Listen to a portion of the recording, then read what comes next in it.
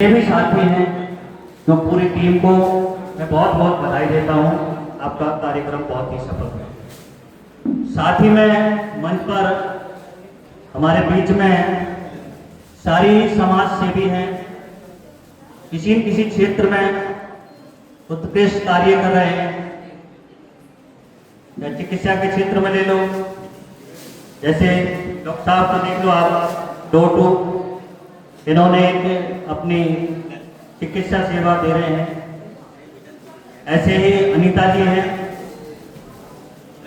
बाकी हमारे जगन सिंह मौसा जी जिनका आपने बहुत ही ओजस्वी भाषण सुना था हमारे बीच में, चतर सिंह जी हैं, और हमारे काफी शिक्षक अधिकारीगण भी यहाँ पर थे। रवि भाई जो सर्प मित्र हैं, सोशल मीडिया के माध्यम से मैं देखता रहता हूँ, वाकई बहुत अच्छा जज्बा है। मैं इनके भी उज्जवल भविष्य की कामना करता हूँ। साथ ही जितने भी बच्चे आज सम्मानित किए गए, मैं चाहता हूँ कि आप दिन दूनी रात चौगुनी प्रगति करें, साथ ही इससे भी ऊंचा मुकाम हासिल करें। आपने 12th में 90%, किसी के 92, 95% अटेंड मार्क्स हासिल किए। ये प्रथम सोपान होना चाहिए आपका। लक्ष्य कभी अंतिम नहीं होना चाहिए। लक्ष्य की प्राप्ति के लिए हमें हमेशा प्रयासरत रहना चाहिए।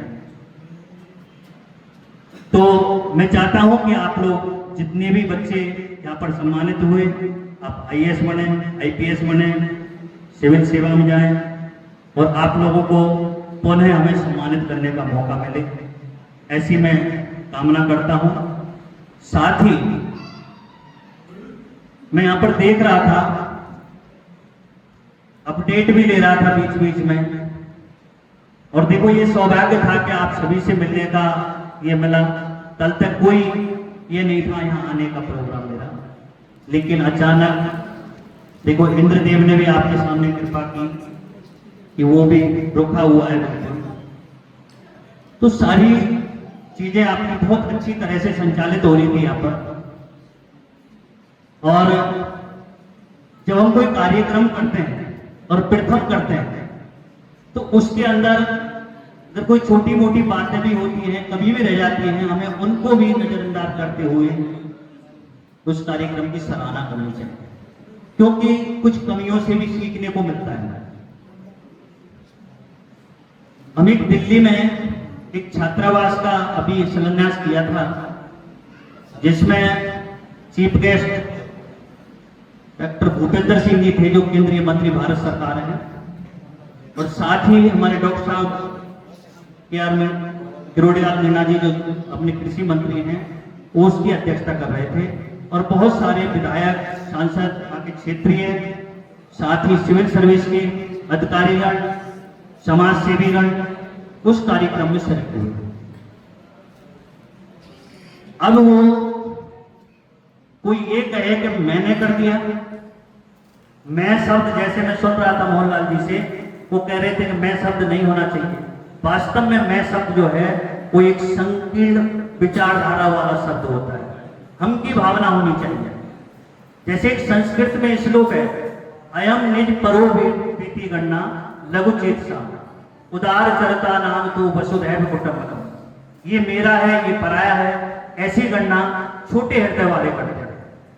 जिनका व्यापक हृदय है वो पूरे समाज को एक साथ लेकर के चलते हैं, सर्व समाज को लेकर चलते हैं, और ये सर्व समाज का प्रतिभा सम्मान समारोह था, किसी एक का नहीं था। तो मैं सभी से तो मैं ये भी आग्रह करता हूं कि इसमें आप हर तरह से सहयोग करें। मैं चाहूंगा कि अगर आगामी सत्र में जब भी इनका कोई कार्यक्रम हो, वो इससे भी भव्य हो। और बारिश के होते हुए भी इन्होंने बहुत ही शानदार प्रोग्राम किया।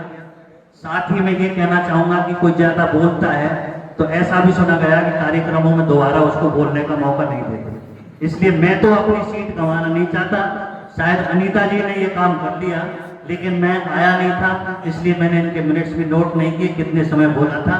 नहीं हो सकता है आगे से मैं इनको बताता कि आपने कितना बोला है। लेकिन ये हमारे बीच में ऐसी शख्सियत है, वाकई बहुत अच्छा कार्य कर रहे हैं।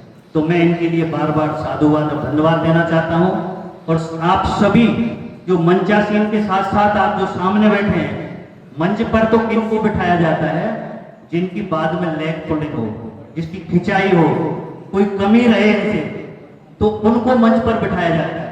मैं भी बैठा है तो मेरे को भी कोई बात बीच में लेग पुलिंग करेगा कि आप मंच पर बैठ के साफा बनवा लिया, आपका क्या योगदान था उसमें, पहली बार गए थे, पहली बार जा करके ऐसा भाषण दे दिया आपने।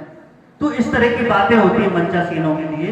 लेकिन जो धैर्य से इस कार्य को सुनते हैं, इस कार्यक्रम में पधारे हैं, और बारिश के मौसम में, मतलब ऐसा प्रतिकूल मौसम था, सुबह जब निकले थे आप लोग सभी अपडेट ले रहे होंगे कि पता नहीं बारिश कैसी रहेगी, लेकिन ईश्वर ने भी आपके ऊपर कृपा की, बहुत शानदार प्रोग्राम हुआ। पुणे में बहुत बहुत बधाई, धन्यवाद।